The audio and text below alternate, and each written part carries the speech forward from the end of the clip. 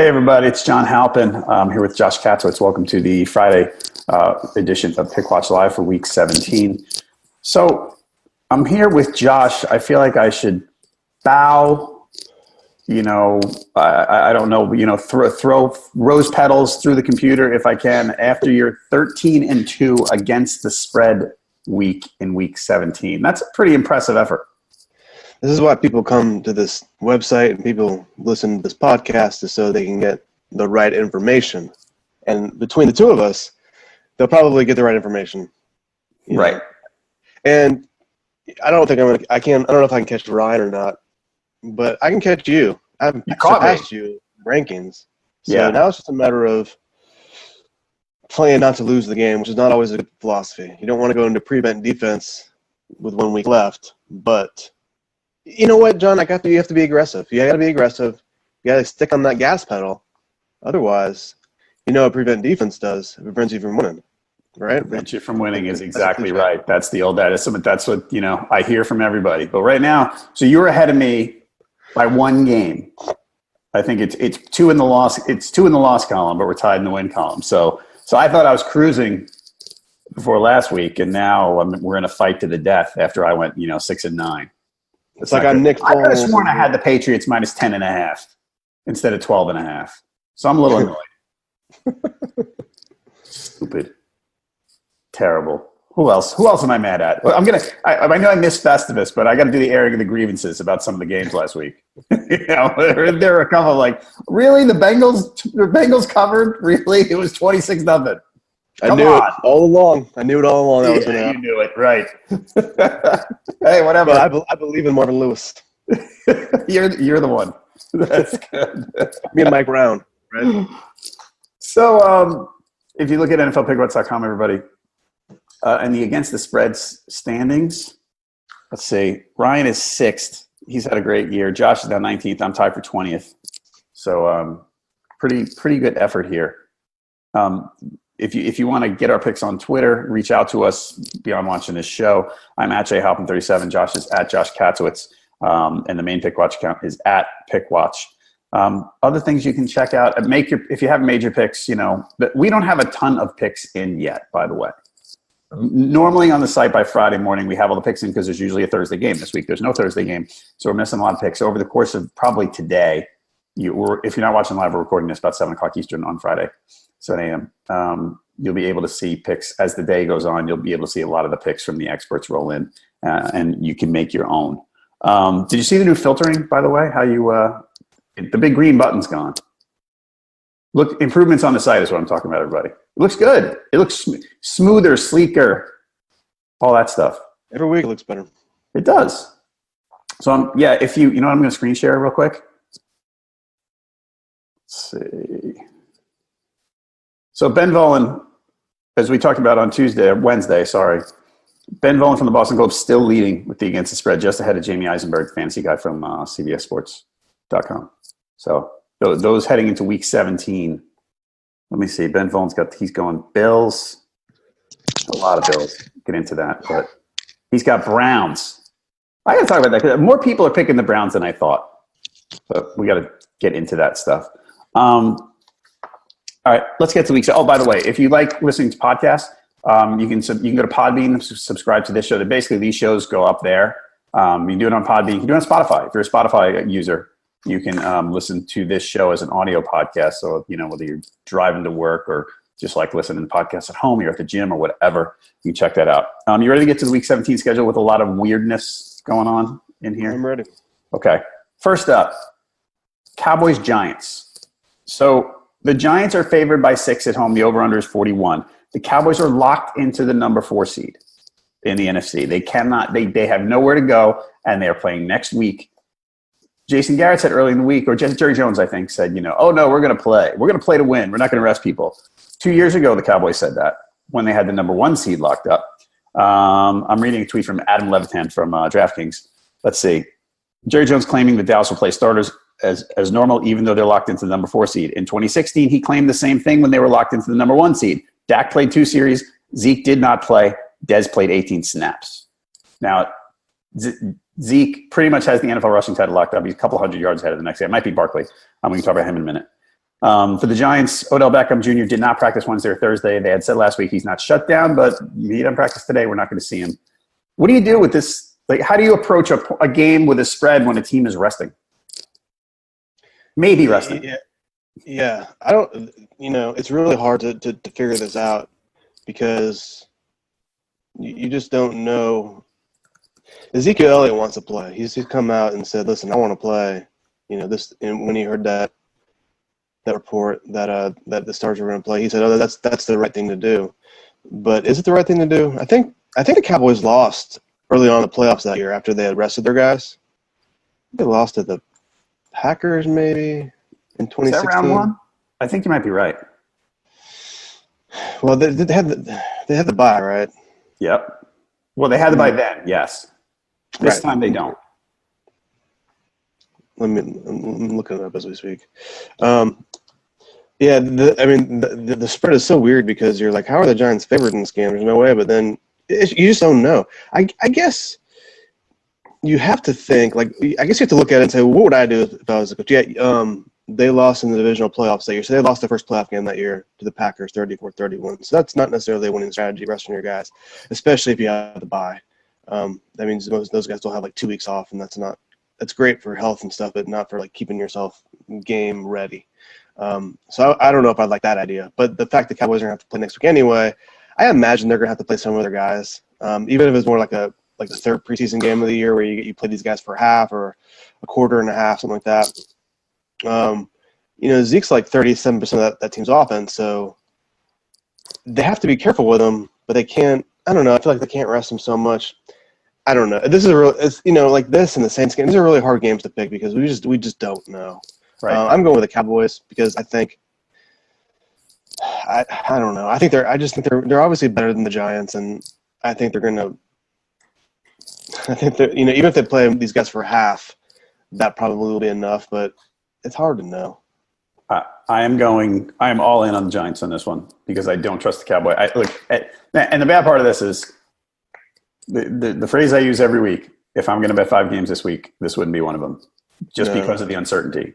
I think the Cowboys are going to mostly rest people, but I'm not sure. So I would hate to, the element of unpredictability is so much greater than most games in most weeks on that I hate it. With that said, I think the Cowboys are going to rest people. And I think Saquon Barkley's probably going to run for about 200 yards to try to get the rushing title. So how far behind? I thought Todd Gurley was in second place in that. I could be wrong though. You might be right, but let's take a look. Well, everybody loves watching me search for. So search for Pro Football Reference. Come on. Where's my internet? Yeah, come on, man. Here we go. NFL rushing, Pro Football Reference. All right, Todd Gurley, let's see, 1251. Saquon, 1198. If Zeke rests, all Saquon needs is 237 yards to pass Elliott. That's all he needs. No sweat, man. He's got it. I seriously think he might completely explode in this game. If Beckham doesn't play, he's going to get the ball all the time. The guy's capable of running 80 yards every time he touches the ball. So I wouldn't say like he has 150 yards at halftime and Zeke hasn't played and Zeke is dressed out. Do you think they say, well, maybe we should put Zeke in the game so maybe make sure he gets that record? Do you think think that'll happen? No, I don't think that'll happen. I think if they make the decision, they're going to go with it. I mean, I do think they might play him for a few series. It's so unrealistic that he would get past here, even if he doesn't play. But I do think they might play him a few series. I wouldn't be shocked at that. I would be shocked either way. But I don't look in the second half. I don't think he's playing. First 2 or 3 series, possible. So, and then if he gets 34 yards, then he's got it completely locked up. But yeah, I seriously, I wish I could get odds on, what are the odds on Saquon Barkley getting 237 rushing yards in this game? I would like to take that, 12-1 odds or something like that. That seems like a fun one for me in this game. Anyway, yeah. I'm going Giants. You're going Cowboys against the spread. Right now on NFL Pickwatch, like I said, a lot of picks aren't in yet. 68% of the experts going with the Giants, given the points. 57% of the fans like the Cowboys, getting the points. So their fans are with you, experts are with me. Yeah, I picked the Cowboys, but I don't feel good about the pick. Yeah, it's hard to because it's hard to feel good about it when you think the backup quarterback's going to be playing in the second quarter. Might be, or might be in the second half, or might be in the third quarter, and we have no idea. So it's annoying. All right. Speaking of annoying, Panthers Saints. Saints favored by 7.5. Over under 43.5. So the Saints have clinched the top seed in the NFC. They can't move. Drew Brees already said he's expecting to see a reduced role. I think he could see no role. Could be the same for Kamara and Mark Ingram and Michael Thomas and guys like, and Marshawn Lattimore on the other side and guys like that.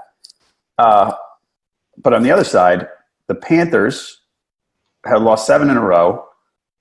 Last week, they sat Cam Newton due to injury, and they played Taylor Heineke, their backup. Taylor Heineke got hurt. He's on injury reserve. Now they're down to third string Kyle Allen, who never thought he was going to get in a game this year, and now he is. So do you play the resting team with the second string quarterback, who's a good, maybe the best backup in the league, Bridgewater, right?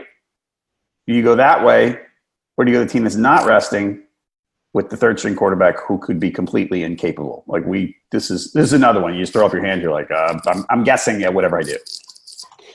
I think what you do in this situation is you look at the backup quarterback and think, like, what does he have to play for? Teddy Bridgewater has a lot to play for. Yeah, I'm excited to see Teddy Bridgewater play, and I'm sure the rest of the league is too, because since his big injury a couple years ago, he hasn't played a whole lot. And when he has played, he's done some good things. He has a chance to make himself a lot of money based on Sunday. If he plays well, he's going to be a free agent. There's going to be a lot of teams who need quarterback that we've talked about this a little bit before. The draft class coming up for 2019 in college, not a great draft class for quarterbacks. So Teddy Bridgewater can make himself a lot of money. He's got a lot to play for. If that's the case, he's going to be balling out as hard as he can. I like the Saints here based kind of just on that. I mean, I think Bridgewater can do some good things. I think I'm more. I like the Saints. Again, this is a game I hate to pick because there's so much uncertainty.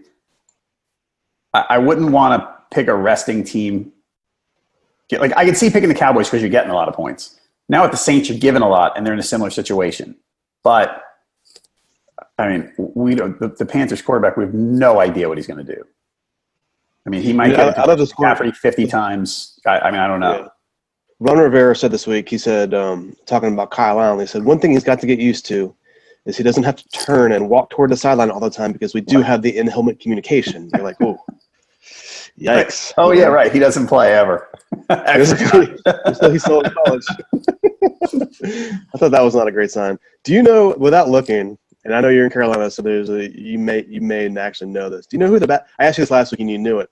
Do you know who the backup quarterback is now for Carolina? Now, yes, Garrett Gilbert. But that's only because I follow the team. Right. It's because you follow the team. There's no way anybody else knows unless you live in Carolina. He was a backup. I think he was the backup, one of the backups last year. Or they signed him in the offseason. I forget which.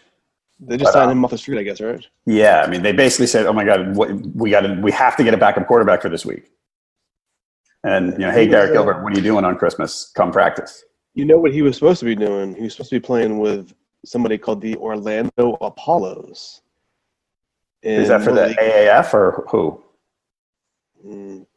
It must be that. The Alliance of American Football. Yeah. So they're starting to play in the spring. Right. He was Orlando's number one pick, I guess, in the protector pick quarterback draft last one. This is fascinating. He was going to play in some minor league, and now he's back in the big team. And the way that the Panthers quarterbacks are going, he's going to play. He's going to get some playing time probably. Who was the number one overall pick for the Alliance of American Football for this season? God, I think Josh Johnson was. You are correct. Yep. Is that right? Yes. You knew the answer. Mm-hmm. Okay. So yeah, you get to watch pro football in the spring, sort of.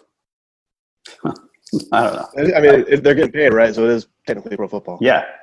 So this game, again, it's another one that don't go out of you.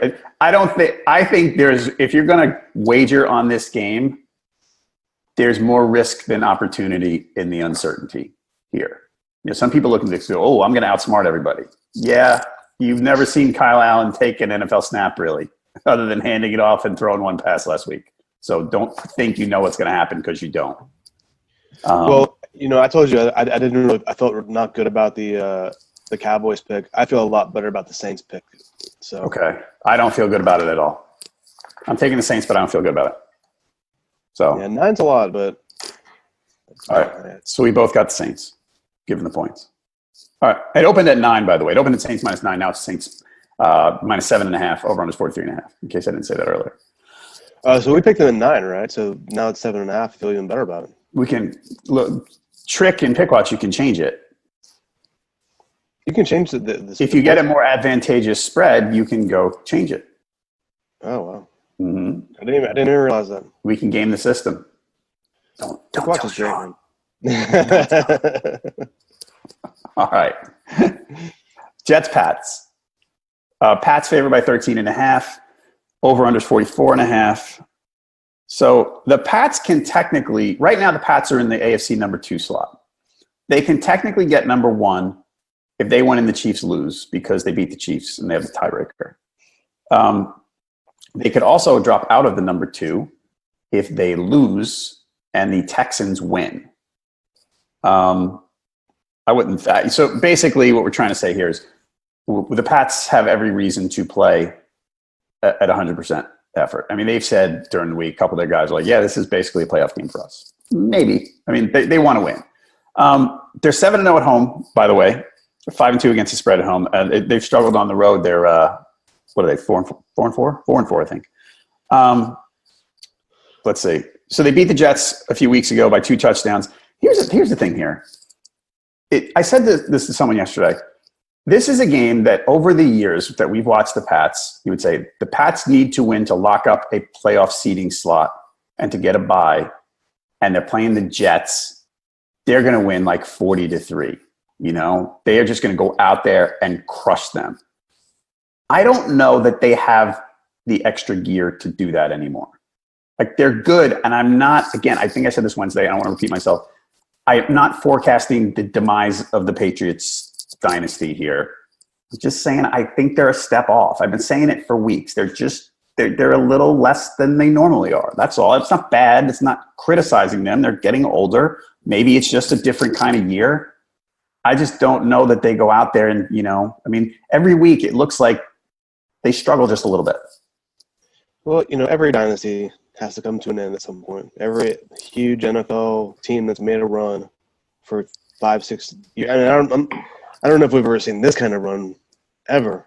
But at some point it's going to come to an end. Maybe that's happening now. Tom Brady's in his early 40s and Bill Belichick, Rob Gronkowski's maybe done after this year. Right. It's just they're not the same team. And I don't know if they strike fear in the hearts the way that the Patriots usually do. I mean, Bill Belichick obviously is probably the greatest coach to ever live. So he's I think always going to be a little bit scary for the opposing coach. But you can look at this Patriots team and say, man, they have some vulnerabilities. This is not a typical Patriots team where they're at least a typical Patriots team that's run by Brady. And they say, oh man, we got to really batten down the hatches because we've seen teams that are probably not as good as them beat them this year. Right. And it happened a couple weeks ago, twice back-to-back weeks.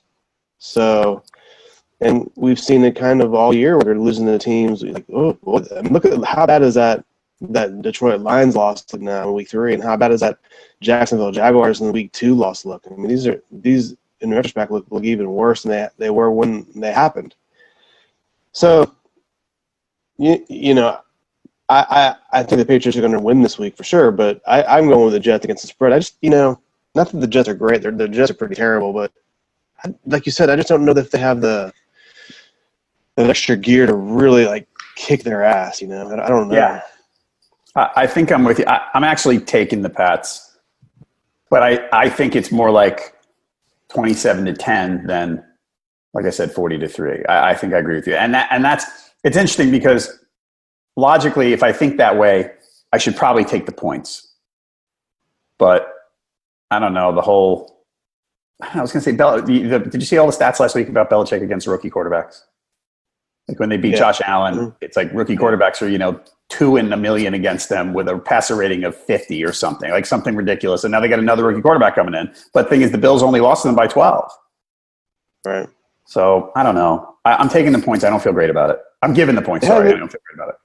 I think they've only beaten 2 teams this year by more than 14 points, and that was the Bills in Week 8, and that was the Dolphins in Week 4. So, and the Bills in Week 8. Remember, we had the discussion about that game turned on a pick six. It was 25-6. It was probably closer than it looked. Right. Yeah, they struggled that game. The Patriots did. Yeah. So there hasn't been a game this year where they're like, oh, the Patriots. Like there hasn't been that 40-3. I mean, there was the 38-7 game in Week 4 against the Dolphins. Other than that, they have not played. They have not dominated anybody like that. So, tends to make you think, well, the Jets are bad, but I don't know if the Patriots can go and strike this. They haven't really destroyed anybody this year. All right. I might switch this pick before Sunday, honestly. And by the way, they're 3-5 on the road, not 4-4. All right. And also, last one in this game, I love Sam Darnold. I mean, he's not all the way there yet, but he's going to be really good. I've been watching him the last couple of weeks. I'm more than I had before, and I'm so impressed. I really, really like him. Yeah. So some of these quarterbacks have really turned out to be pretty good players this year. Yeah. I mean, I love Baker. Poor Josh Rosen is just in a horrible situation. I keep making excuses for him, but he's just in a horrible spot. Even like Lamar Jackson and Lamar Jackson. I'm not a Josh Allen guy, but well, I mean, he's got a lot to work on. He's the nuclear loose of NFL quarterbacks. Yeah. All right. So right now on NFLPickwatch.com, 50-50. Experts are 50-50. Jets and Pats with the points. Fans are 63% Jets. So, yeah, maybe changing our minds not a half bad idea. Okay, next up, Jags-Texans. So Texans favored by 6.5, over under 40. This opened at Houston -10, now 6.5. So the scenario for the Texans, they're at number 3 right now in the AFC. They could get to number 2 if they win and the Pats lose. They could, if they lose, then they will be the wild card. They'll be number 6 because the Colts-Titans winner will pass them on a tiebreaker. So the Texans need to win. Texans are going to have no Demaryius Thomas because he got hurt. Lamar Miller sounds like he's going to be back. The Jags, Blake Bortles starts again in place of Cody Kessler. Basically, after I get through the injuries, Leonard Fournette did not practice Thursday. He's got a ankle/foot issue. AJ Williams did not practice either. Leonard Fournette is injured? I know. Shocker, right? Amazing. But so Bortles is back. He came in last week when Kessler got hurt a little bit. Kessler came back in, then Bortles went back in. And Doug Marrone basically said last week, and he hinted this week that, well, they needed Bortles' mobility because the line can't protect the quarterback. Bad, obviously. I mean, the Jags they've won 2 of their last 4, but they've averaged 11 points a game in those games. I think the Texans are going to stomp these guys. Yeah, I mean, I agree with you. Would you say the original line was 10? Mm-hmm. I think I still think the Texans at 10, honestly. Houston beat the Jags 22-7 in Week 7. And look at then, I think this is more about how bad the Jags are than how good the Texans are. Blake Bortles has started 9 games against the Texans in his career. He's 2-7, completing 55% of his passes for about 195 yards a game, 10 touchdowns, 8 picks, which isn't very good. It's actually, you almost think, well, it could be worse. That's actually not a terrible stat line for Blake Bortles, you think, against them. But I think, the Jags don't beat the Texans if Bortles is starting. So, I mean, in the past 9 games, they haven't really beat them. So that's one thing. And Houston still has things to play for. Like you said, you talked about the playoff scenarios. They're not going to be resting guys most likely unless this turns into a ridiculous game. So yeah, I don't see any reason why. There's no reason why anybody should trust the Jaguars. Right. They've been terrible all year. Why? I don't think they're. I'm happy to take the Texans in this game. I am too. Right now, we've got on NFLPickwatch.com. Let's see. 72% of the experts like the Texans, given the points. 79% of the fans like the Texans, given the points. So we seem to have consensus here. Lions, Packers.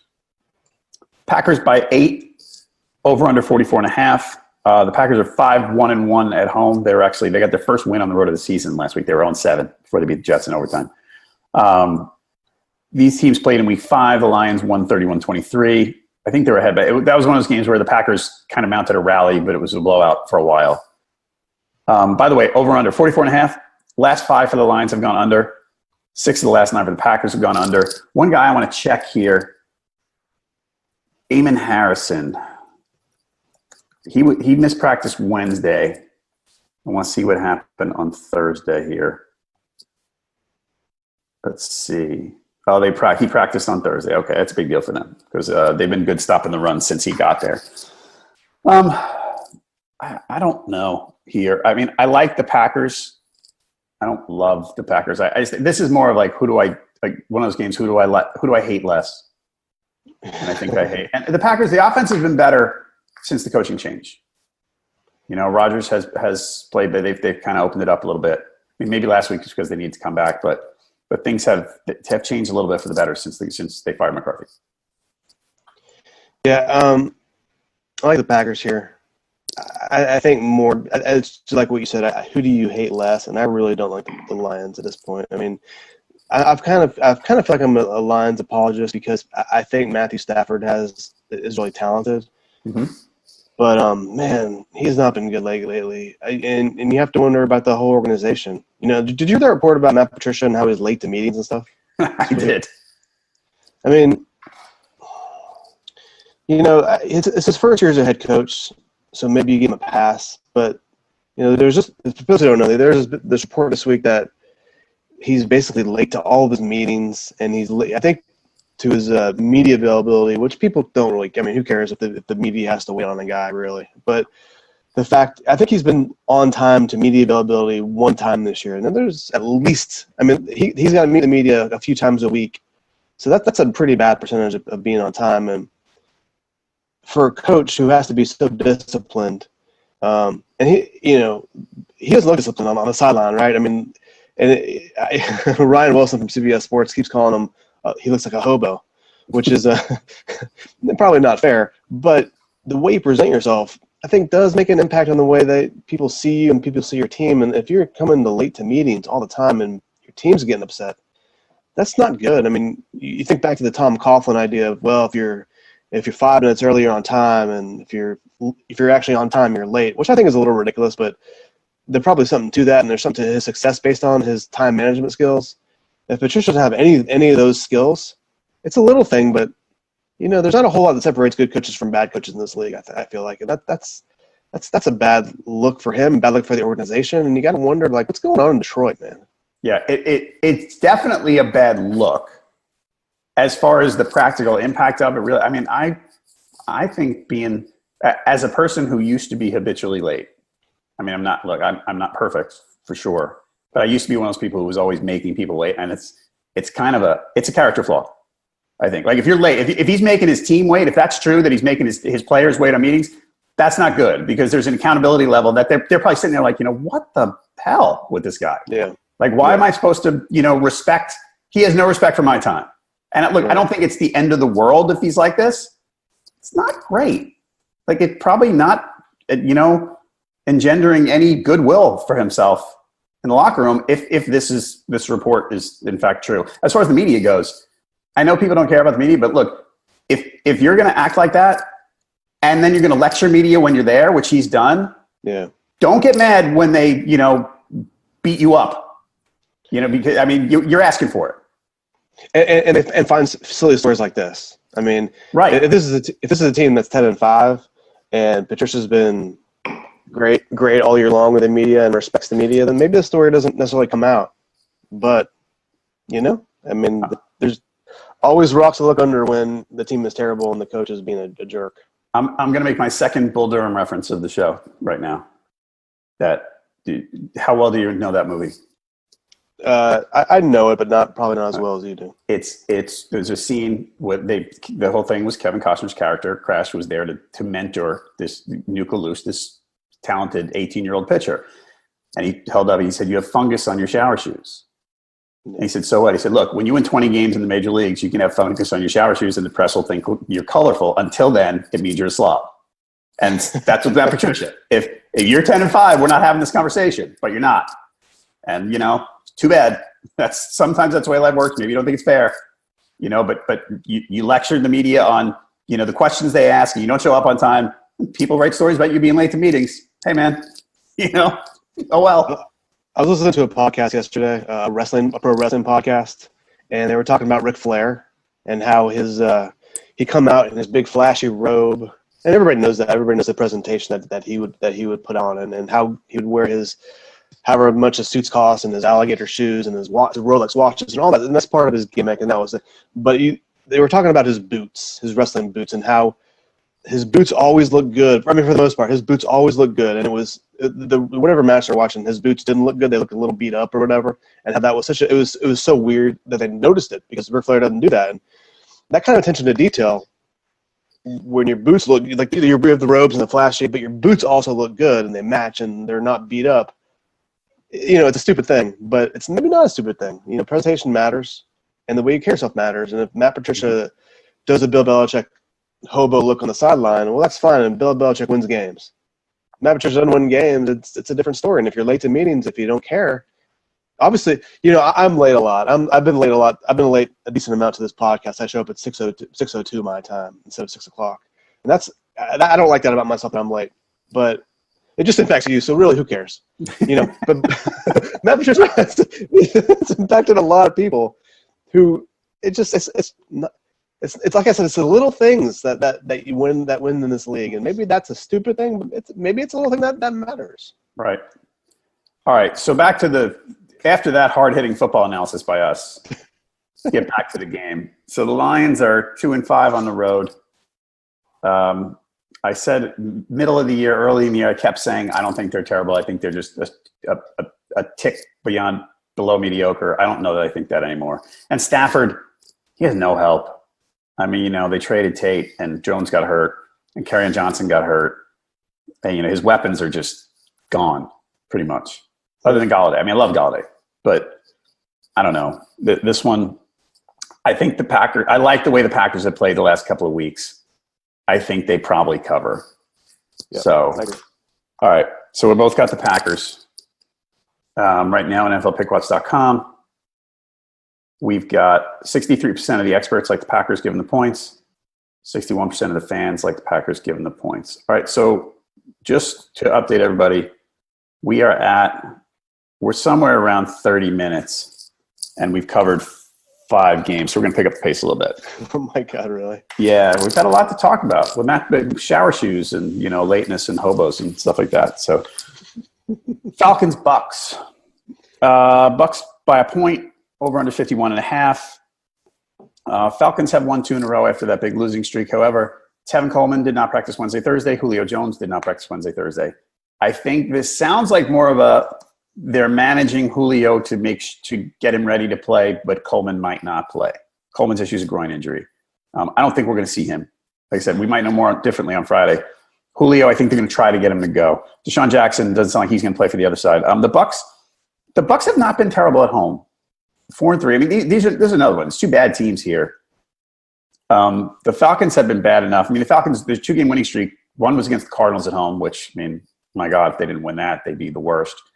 And then they beat the Panthers last week with the whole backup quarterback mess there. I'm going Bucks here. I think I'm pretty confident in the Bucks winning this one at home. I'm going Falcons, and I feel pretty good about that pick too. Falcons beat them in Week 6, 34-29. I think the Falcons have like you said, they played better against bad teams, and the Bucks have lost 3 straight to 3 pretty good teams, the Saints, Ravens, and Cowboys. So they're going a little bit in different directions here, but I don't know. I feel like I've been kind of a Falcons apologist for most of the year, so I'll ride them out till the end. I like Atlanta here. Okay, I'm gonna go Bucks. Let's see what we've got here. 53% of the experts like the Falcons. 54% of the fans like the Falcons. So it's pretty close. But going Falcons. Hopefully the Falcons are, for your side, are a little healthy, but we'll see. Dolphins, Bills. Bills by 4.5. I had seen 3.5 earlier. Bills are favored by 4.5. Over under 39.5. The Dolphins and the Titans are the two teams that every week I just don't know what to do ever. When I think they're fine, like, oh, they can't lose this game, they lose. When I think, oh, they have no chance here, they win. I just can't figure them out at all. They're the worst 7-8 team I think I've ever seen in my life. And I'm taking the Bills in this one. I think that, it sounds like Xavier Howard might be out again for the Dolphins. Not that that's huge because the Bills don't have a great passing game, but Robert Foster's actually been pretty good. I don't know. I just think the Bills defense takes this one. I didn't have to think about this very hard. I'm going with the Bills as well. The Dolphins are in such disarray, the whole organization. What's going to happen with the quarterback? What are they going to do with Tannehill? What's going to happen with Adam Gase, the coach? Mike Tannenbaum, the VP, is probably done. He's probably going to get fired. They beat the Bears and lose to they beat the Bears one week and lose to the Lions the next week. They beat the Patriots and lose to the Jags 2 weeks later. So it's kind of an organization where you just How do you lose to the Jags at home with Cody Kessler? How do you do that? I'm looking at them. Last week I looked at that game and I went, look, I think this team might not be as good as a track record, but they're 7-7 and they're playing Cody Kessler at home. How's that happen? I don't know. It's they're just not a good team. Like I said, I had no problem picking this game. Even though the Bills have a worse record, that the Bills compared to the Dolphins have a pretty sturdy organization behind them. Yep. I don't know. I like Buffalo. Dolphins here. Let me just check what's their road record?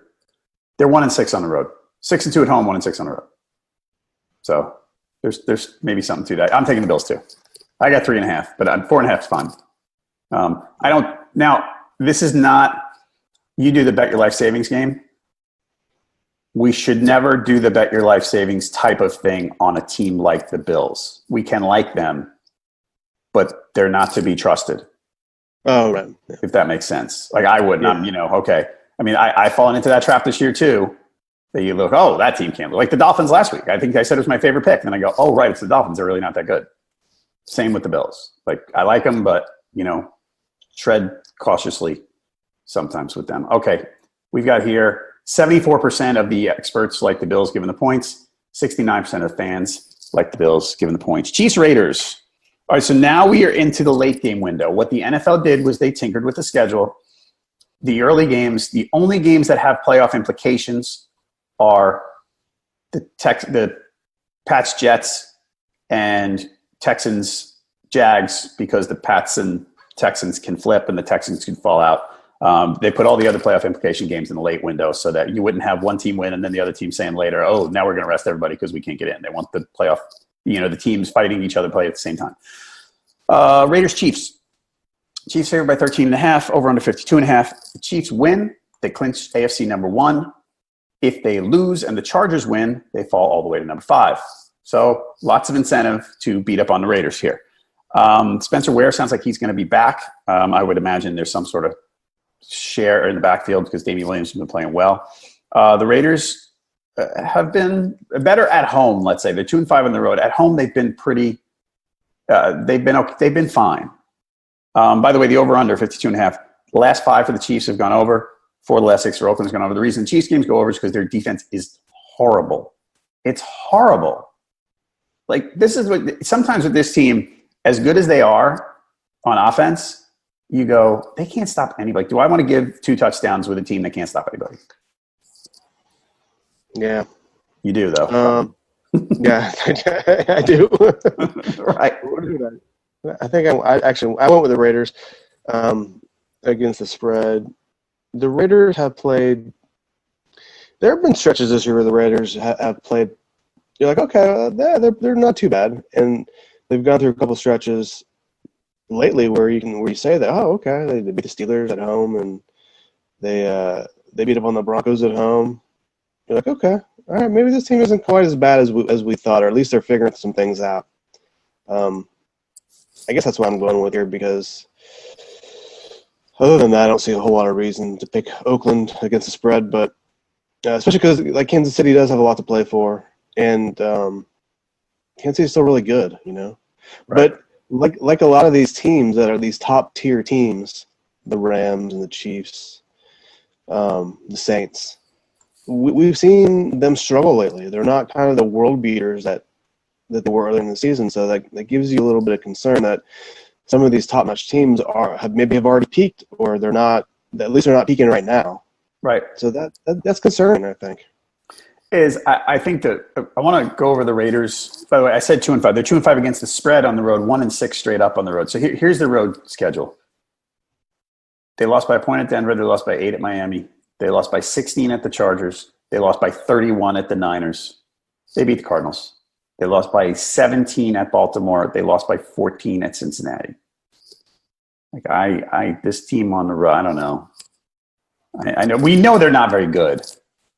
I mean, I hear what you're saying. It's a lot of points, and the Chiefs have been, mortal lately, and they're not perfect, especially on defense. I think I'm laying the points. I think they have enough to play for that they're going to pile it on. So, all right. So you like the Raiders against the spread. We've got NFLPickwatch.com. 61% of the experts like the Chiefs giving the points. 50-50 among the fans with the point spread. So this is kind of a tough one if you're going against the spread. Yeah, I think you might be right. Next up, Chargers Broncos. So this is at Denver. Chargers by 6.5, over under 41. So as we said, the Chargers can play their way into the top seed if they win and the Chiefs lose to the Raiders. That seems unlikely. However, you think the Chargers are going to play it out. You could envision a scenario here where the Chargers are playing it out and playing to win. And then at halftime, they see the scoreboard, and the Chiefs are winning 27-0. Then if you're Anthony Lynn, do you go, okay, I got a playoff game next week, most likely at Baltimore. Do I start pulling my guys? This is a possibility here that we have to account for. And I know teams don't always, during games adjust like that. They kind of, focus on the task at hand, even the coaches. But, I mean, it's possible. That's what I'd do. If I had a long trip coming next week and I knew what my fate was, hey, Phillip Rivers and Melvin Gordon, get out. Joey Bosa, get out. Take a seat. We'll live to fight another day. And if we lose this, who the hell cares? No, I think that's right. I think that's absolutely right. The Chargers still have, like you said, they still have a lot to play for. And I think they need to play well this week because last week was such a disaster. It was such a killer last week. I feel like going to the playoffs, they need to be going in on a little bit of an upswing, especially with that team's history and with Phillip Rivers' history in the playoffs. You want to feel good about going to the playoffs, and if you lose this game, even though it's an away game and Denver, can be a pretty tough place to play. That's some bad kind of juju going into the playoffs. I'm looking to see it. When the last time the Chargers actually won in Denver, they haven't done it in the last 2 years at least. Right. I'm looking that up. They lost to the Broncos at home a few weeks back. Right. So I mean, Denver's been one of those weird teams that they can play really well one week and really poorly the next week. Yeah. And by the way, I think I mentioned this on Wednesday. The Broncos at home, they're 3-4, but I mean, look, they lost the home games they've played this year. They lost by 3 to this. They beat the Seahawks. They beat the Raiders. They lost to the Chiefs by 4. They lost to the Rams by 3. They lost to the Texans by 2. They beat Pittsburgh. Then they lost to the Browns by 1. So tough schedule. Even the losses, all the losses are close. I mean, maybe it's different because they've lost 3 in a row and maybe they're playing out the string. I don't know. But Philip Lindsay's out, by the way. Reminder. The Chargers haven't won in Denver since 2013. Okay. So, that's not great either. And that's all Phillip Rivers, too. Mm-hmm. He was on those teams. So, I'm going with the Broncos here against the spread. I think I picked the Chargers to win. But this is one of those games where even if it was just a regular, like a Week 12 game and both these teams are still kind of in the playoff, I'd still be really pretty kind of wary about this game just because of the history. I do have the Chargers straight up, but okay. I think this game might be close. I'm taking the points too. And playing Denver's tough. Like I said, we could see a bit of rest depending on how things work out. It's the Broncos play games close to eye. I'm fine with that. This game, the smart play is taking the points, I think. I would even consider picking them straight up to Denver. I would too. I won't, but I would consider that. Yeah, I don't think that's an outrageous pick. 67% of the experts like the Chargers giving the points. 70% of the fans like the Chargers giving the points. Josh and I think you're wrong. Well, if you want to go against the grain, this is a good game to go against the grain on. Yep. Browns-Ravens. Ravens by 5.5. Over-under 41. So this, of all the teams that can lock up their playoff seeding with a win, the Ravens are the one who has the toughest opponent. A lot of, like, the Chiefs are playing the Raiders, the Pats are playing the Jets, the Steelers are playing the Bengals. They can't necessarily get in. You know what I mean? There's a lot of teams like, oh, well, as long as that team takes care of business against this other bad team, like the Rams too, playing the Niners. This is different. Ravens, Browns. Good narrative with the Browns being able to crush the Ravens. The Cleveland fans will love that. Love crushing the Ravens, beating the hopes. So the Ravens are in with a win, right? The Ravens can actually get as high as AFC number 2 if they win and the Texans and Pats both lose. But most likely they win, they get number 4. If they lose, they probably miss the playoffs. So lots of incentive for the Ravens. This game opened at Baltimore -7. Here's the weird thing about the Ravens. As well as they're playing, it's interesting. The way they play, the defense is terrific, and the way they're running the ball all the time. I mean, they run, 3rd and long. They don't care. They just run. Laying points with them, it's not like you're giving 10 here or anything like that. But giving points with them is interesting because of the way they sort of shorten the game up. Because they run so much, and they run the clock on every play. Like, they run the clock down. They're basically trying to, run fewer plays and keep the other offense off the field and control the clock and all that. It makes for games that are not high scoring and maybe that the spreads are not so big. Yeah, that's a good point. I like the Browns here against the spread. I think I wrote about it in my column this week. This game kind of scares the hell out of me just because of the narrative, like you talked about with Baker Mayfield and the Browns playing so well since Greg Williams took over for Hugh Jackson. And in essence, this really is Cleveland's playoff game, and they don't have a lot to play for, obviously when it comes to the postseason, but they do have a lot to play for. They can knock off their division rival and keep them from going to the playoffs. Right. And if you don't think that's a motivating factor, it is. I really like. It's tough to not like this Browns squad at this point. I mean, I think Baltimore's going to win. But when they played earlier this year, the Ravens only won by 3 points in overtime. Mayfield threw for 342 yards that game. He was sacked 5 times, but Baker Mayfield has had some success against Baltimore. And I think it's safe to say, they played in October. It's safe to say Cleveland's a better team now than they were when they lost to Baltimore back then. So this game, like I said, it kind of scares me a little bit. And if I'm a Ravens fan, I don't know. I mean, the Baltimore's done so well to put themselves in this position, especially because, a month and a half ago we thought there's no way anybody's going to catch the Steelers in the AFC North. But this would make me really – if I was a Baltimore fan, these 3 hours on Sunday would really frighten me. Yeah. And last year they looked like they were winning in against an easy game against the Bengals, and it didn't work out. So I don't know. I like the Ravens to cover. I don't love it, but I like it. Like the Browns, the one thing about the Browns, they won 5 out of 6, but the opponents have not been strong. So maybe two of those teams with the Bengals, right? I mean, I like them. Don't get me wrong, but I just think the Ravens get this one. Right now, NFLPickwatch.com, we have got 61% of the experts like the Browns getting the points. 52% of the fans like the Browns getting the points. Bengals Steelers. Steelers favored by 14.5. Over-unders 45.5. Steelers situation is this. They win and the Ravens lose. Otherwise, they're out. Right? Or the Colts-Titans tie, which they're not getting. So, the Steelers have a lot of incentive to play awesome. And they're probably got James Conner's going to play, going to be back most likely. Antonio Brown didn't practice Wednesday, Thursday. He's got a knee that he's resting. Sounds like he's going to play. Bengals are actually 5-2 against the spread on the road. It's funny. I talked to when I was talking to Ryan on Wednesday. Ryan lives in Cincinnati, and I was talking about this game, and he said, "Oh, but by the way, Driscoll's awful. He's just really, really bad." Okay, point taken. I can't say I watched a ton of them. I mean, the Steelers, they have everything to play for here. I don't know that it will ultimately matter, but they have everything to play for. And you probably think that with the Ravens-Browns, you probably think the Ravens-Browns, well, even though I think the Ravens will cover, I don't think it's going to be a blowout, right? So you have to think the Steelers will be engaged the entire way. It's not like they're going to look up the scoreboard most likely and see, Ravens 27-3 early in the second half.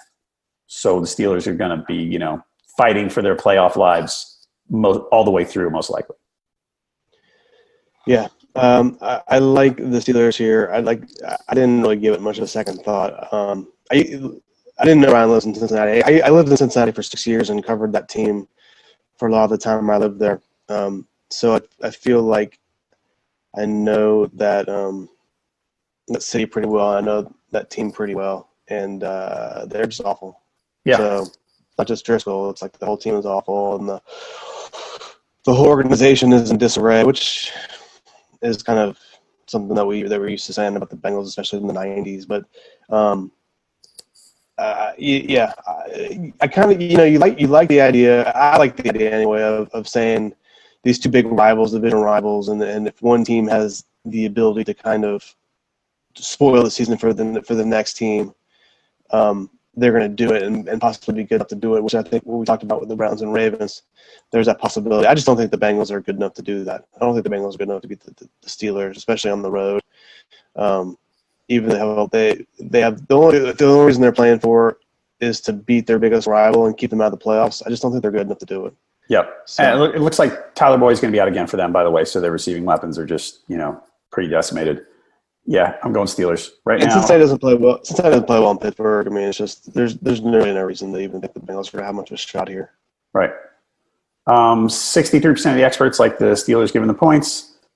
54% of the fans like the Steelers giving the points. 14.5 is a lot. I'll say that. Eagles, Redskins. Eagles by 6.5. Over under 42. So the Eagles' path to the playoffs, they beat the Redskins. Vikings lose to the Bears. Not too far-fetched necessarily. Let's see. Injury-wise, and Mike Wallace might come back. Don't know that I care. Jordan Reed's officially on injury reserve for the Redskins. So the Eagles have won 4 out of 5, and their offense has played well since Nick Foles has taken over. Are you a believer in the Eagles? I'm a believer in Nick Foles, man. Okay. In my column this week, I write about 3 scary teams heading into the playoffs, and none of them are the Chiefs, none of them are the Rams, none of them are the Saints. The Eagles are one of them, even though the Eagles aren't necessarily going to make the playoffs. If they do get the playoffs, I think it's the team that you don't want to play. I think, and it's not all Nick Foles, but I think the narrative surrounding Nick Foles is kind of a fun one, and it's true. He's really good in situations like this, or at least he has been the last 2 years. I like the Eagles here. As far as Josh Johnson, and the Redskins have played pretty well with Josh Johnson as a quarterback. I don't know if they should be getting 6.5 at home because he's good, but it's not like he's a great player. I mean, if you look, I talk sometimes about the back of the baseball card, and eventually the players go back to what the stats say they are. Right. And his quarterback rating is 82.7 right now, which is okay. It's not great. His career quarterback rating is 64.3, so he's playing well above what he normally has done in his career. Mm-hmm. I just don't think it's. We talked a lot about with this year with Ryan Fitzpatrick. I'm just not sure. Even the mediocre way that Josh Johnson has played, or the decent way he's played, I'm not sure that's sustainable.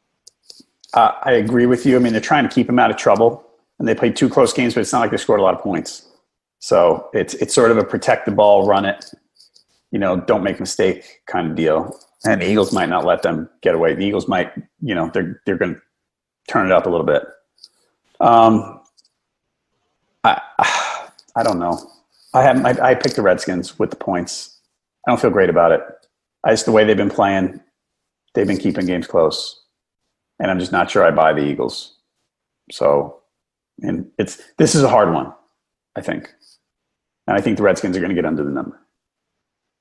82% of the experts like the Eagles giving the points. 68% of the fans like the Eagles giving the points. Bears-Vikings. We talked about that one. Vikings favored by 4.5. Over-under is 40.5. So the Bears can get NFC number 2 with a win and a Rams loss. They can do no. They're probably going to get number 3. Now, the thing about the Bears here. So the thing is, they need the Rams to lose, but the Rams are playing the Niners at home. So unlikely, right? Rumblings coming out. Matt Nagy said earlier in the week, we don't have the luxury of resting people because we're still mathematically in the hunt for the number 2. Now there's rumors coming out. It's things like, well, Allen Robinson might get a rest because his ribs bothering him. It sounds like the Bears might be more likely to rest than we may have thought earlier in the week. So, which is why the Vikings are favored by so much. The Vikings, on the other hand, if they win, they're in. If the Eagles lose, they're in. So the Vikings control their own destiny. They are going to be, obviously playing hard. The one other thing, the Bears on the road have not been that great. They've been kind of, the wins haven't been big. The loss, they've lost more than you thought they would. I don't know. I really like the Vikings in this one. Yeah, I do too. I think maybe it's a situation we talked about earlier where you're following along with the other game. With Nagy and the coaching staff will be kind of following along to see how the Rams are doing. And if it's 20, like you said, 27-0 at halftime, and LA is up, and there's really no reason to play your guys. So I think you pull guys like Trubisky and and Mac, and it's likely that's going to happen. It's likely that LA is going to be up big, and that the Bears will kind of wave the white flag and just kind of play for next week. So I don't think that's out of the question. I do go with the Bears this week. I can't remember what I picked. I may have picked Minnesota straight up. Yeah, I picked Minnesota straight up. Going with I had the Bears at +5. I think it's going to be close. Get 2 division rivals, and the Bears still have something to play for. At least as we go into it, I think it could be a close game. I think Minnesota will win and make the playoffs, but I'm not sure I see a blowout here, or even a win by 10 points. I like it to be close. Okay. I'm afraid enough of the Bears resting and the Vikings going, pedal to the metal that I like the Vikings. Right now we've got 58% of the experts like the Vikings giving the points. 67% of the fans like the Bears getting the points. So some disagreement there. Yeah, I don't want my pick. Maybe a pick I change. I don't really like my pick that much. Okay. Cardinals Seahawks. So Seahawks by 13.5, over under 38.5. All right, the Seahawks right now are NFC number 5. They could fall to number 6 if they lose and the Vikings win. They're playing the Cardinals, so kind of hard to see this happening. But they could rest to a point. Yeah, I think the thing here, Pete Carroll said we're playing to win, right? Even though they got a game next week, he said they're playing to win. The seeding, how much do you think the seeding matters? Because most likely, if they win and they're number 5, they go to Dallas. If they lose and they're number 6, they probably go to Minnesota. So, if those go to 6, they'll probably go to Chicago. I would rather go to Dallas. Even though the Cowboys have been good at home, I think that's kind of an easy decision. It's not that it's a decision, but you play to win because the number 5 seed is a better deal.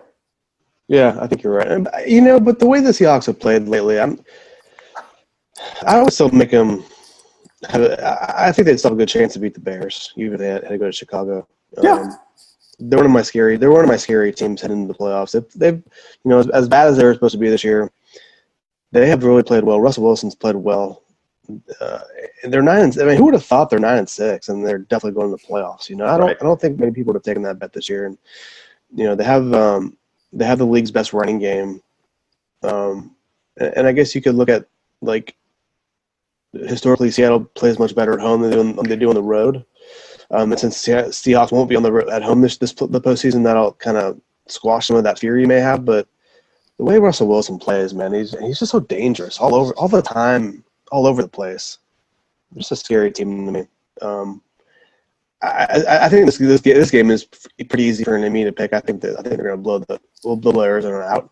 So you don't have the one fear. Oh, by the way, Seattle, I didn't mention some injuries. Doug Baldwin limited on Thursday. Both of their starting guards are out. We don't know what that means necessarily for the weekend yet. Do you have any worries that they take their foot off the gas at some point? If they do, they're going to be up by 28. All right, fair enough. I think Arizona's so bad that it's not going to. I just don't. They are bad. They probably will. They very well could do that, but I don't think it's. I think they'll still win by 2 touchdowns at least. All right. I've got the Cardinals against the spread just because I'm a little worried about how that's going to work. That's another pick I could see changing. If you watch Sunday, 11:45, by the way, on Facebook Live, I could see myself changing that pick because I'm not. I'm debating on how confident I am Seahawks are going to play it out. All right, so we've got NFLPickwatch.com. 56% of the experts like the Seahawks given the points. 73% of the fans like the Seahawks given the points. 2 more. Let's get through them. Rams, Niners. We talked about this. Rams favored by 10. Over under 48.5. Rams win. They clinch the NFC number 2. If they lose, they're going to be number 3. They'd much rather have a bye. Todd Gurley did not practice Wednesday or Thursday again. Sean McVay said, even though C.J. Anderson played well last week, Sean McVay said yesterday, hey, just even if Gurley misses practice all week, that doesn't necessarily preclude him from playing on Sunday. I would suspect that they'd rest him in this spot. Rams are 6-1 at home, but they're only 2-3-2 against the spread at home. They beat the Niners 39-10 a couple of months ago. For the Niners, they're dropping like flies. Matt Breida out, Dante Pettis out, Marquise Goodwin didn't practice. The Niners have been frisky. I'll give them credit. They've held it together, even though they've lost a bunch of games. They've been competitive since Garoppolo got hurt. I think this is too much for them. I think the Rams have a lot of incentive here. I think the Rams are going to beat them pretty good. Yeah, I feel the same way. I almost think you almost wonder if the 49ers are just going to kind of shut down. I'm not saying they're going to quit or anything like that, but the mindset going into the game. What do they have to play for? What are they doing? Like, what's the point? So many guys injured. I don't know. I don't see them doing much of anything, and there's not much to play for. So, and the Rams do have some things to play for. Yeah. So, I don't see a bye is a big deal. I mean, playing for seeding like the Seahawks, that's different. Playing for a bye is a big deal. Yeah, so, for sure. All right. Yeah, I go Rams here. We both like the Rams. 67% of the experts like the Rams given the points. Sorry, I'm looking at the wrong game. 67% of the experts like the Rams given the points. And 59% of fans like the Rams given the points. Last one, the night game, Colts-Titans. Don't wager on this one yet because we don't know what's up with Marcus Mariota. Right now, Colts are favored by 3, over under 43. The winner probably gets number 6. They could get the AFC South title. Probably not because the Texans probably won't lose to the Jags. But basically, this is a win, a sudden death game. This is a playoff game for both of these teams. They win and they probably get the 6th seed. Mariota was limited at Thursday's practice. He's got a stinger. Sounds like he's going to try to give it a go. What that means for his effectiveness? No idea. 0.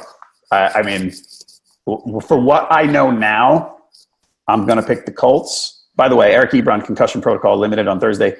T.Y. Hilton, Ryan Kelly didn't practice. Ryan Kelly's a big deal because their running game is so much more effective when Ryan Kelly plays. Okay, back to that. How do you even go about wagering on this game until we know more about Mariota? And if we don't know more about Mariota before kickoff, what do you do? I think you go with Indy. I mean, you know what you're getting in Indy. They're a good team. They played well the second half of the season. If you feel like, who do you trust more? I don't trust the Titans. No, I don't either. Like even when Mariota's been pretty up. It's been kind of up and down this year. And you wonder that even if would you rather have kind of a semi-healthy Mariota or would you rather have a healthy Blaine Gabbert starting? I don't know. I mean, yeah, it's probably what semi-healthy means. Right. It's an I don't know. I'd probably lean Colts. Like I wouldn't. This is not a bet your life savings game, that's for sure, because of uncertainty. But I probably lean Colts just like you do. Yeah, I think either whoever I think whoever starts a quarterback, I'm leaning the Colts. I mean, Titans defense has been good the last month or so. They haven't allowed an opposing offense to gain more than 292 yards in like the last 4 or 5 games. So that's good, but you need to score points too. And like I said, I think it comes down to who do you trust, and I trust the Colts so much more than I trust the Titans. Fair enough. But it's a home game. I don't know. I lean Colts. I don't trust either one. Because the thing is, again, with the Titans, the problem with the Titans is I don't trust them, but I never know what I'm going to get. Like if they win 24-10, I'm going to go, yeah, okay, maybe, possible. Like, well, whatever. They're a mystery. So, I mean, that game they won in Dallas on the Monday night, about a month and a half ago. Like, what in the world? Where did that come from? Yeah. You know? So, and without knowing, I'm leaning Colts. I can't say I'm happy that I have to pick. This is because I have to pick. Right now, talk about contrarian. Right now, we've got 88% of the experts on the Colts and 73% of the fans on the Colts. You want to be contrarian? The Titans are your contrarian pick, everybody. I think. That's probably where it is. Okay. Right now, most popular expert picks, 88% Colts, 82% Eagles. The most popular fan against the spread picks, 79% Texans, 75% Colts, 72% Seahawks. I think your contrarian pick. You mentioned a contrarian pick earlier somewhere. I'm trying to think who it was. Not Raiders, not Lions. Let's see. Not Redskins. Was it Jags? I don't know. I don't know. I think your contrarian pick here is. I think the Titans are. If you're going to go for one, you can make an argument. It's a home dog in a must-win game. Yeah. So there's a story you can tell. I guess is what I'm trying to say. Even though we're both leaning Colts right now. All right, what else you got going on? I used a neti pot for the first time last night. Whoa, how did that go? It was uncomfortable. Yeah, but we'll see. I used to do the drain it, the squeeze the water in the saline rinse. Yeah. Sinus stuff. It's gross. It's gross having water go in one nostril and out the other, and all over yourself, spread with snot. Yeah, it's really weird. It was getting caught in my mustache and dribbling down my.